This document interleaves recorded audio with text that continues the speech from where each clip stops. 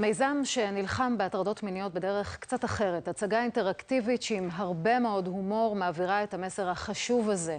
אחרי משרד ראש הממשלה, הכנסת וגם רשויות מקומיות, השבוע הם עלו לבמה מיוחדת בבית החולים רמב"ם. מיכל וסרמן כתבתנו הייתה שם.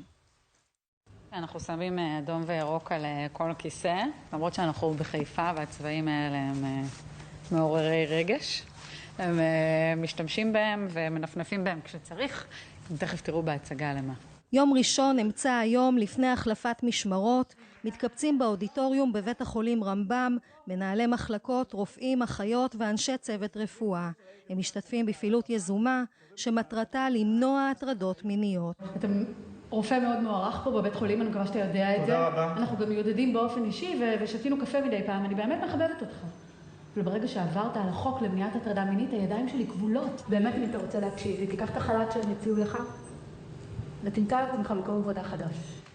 צהריים טובים, מה שלומכם? אפשר גם לתת מחיאות כפיים בהצגה הזאת היום. הם הכירו לפני שנתיים. מאז הספיקו להופיע בעשרות ארגונים ומקומות עבודה. מה זה הריח הזה? אני? את כל פעם נכנסת לפה, את משאירה איזה שובל של ריח, מה זה? דולצ'ה גבאנה? דולצ'ה גבאנה, אני קונה עכשיו אחד יש לי. 25 שנים מאז חוקק החוק למניעת הטרדות מיניות, לפי דוח של הלשכה המרכזית לסטטיסטיקה, בשנה שעברה דיווחו 32,000 נשים כי נפגעו מהטרדה מינית במקום העבודה. איך הבת שירות הכי סקסית כאן? רווקה הכי ותיקה.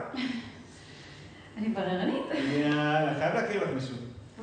גלים באוויר, מה אתם אומרים? אתכם קודם, למה ירוק? זה נשמע כזה חברי יותר, פחות כפייה, פחות משהו מציק.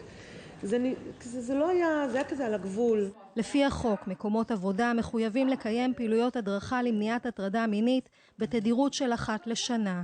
ממונים על הנושא שלא מסתפקים בלומדה שהעובדים ממלאים, מחפשים דרכים מקוריות להעברת המסר. ההצגה אותי, הסיטואציות יומיומיות. אנחנו רואים דרך ההצגה הזאת שבעצם לאנשים יש גבולות שונים, ומה שמקובל על בן אדם אחד לאו דווקא מקובל על בן אדם אחר.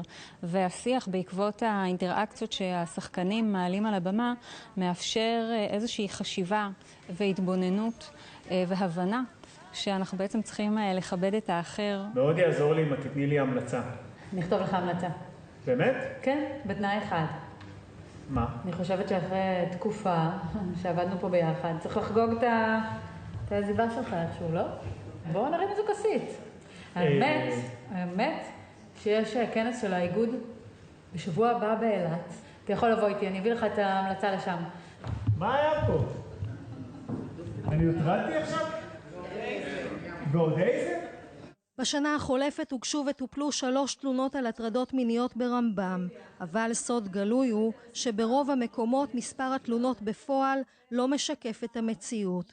כן, המודעות עלתה, אבל ההטרדות עדיין נמשכות. ההצגה הזאת, אומרים יוצריה והצופים, מחדדת שוב את הצורך של כל אחד לשים לעצמו ולאחרים את הגבול.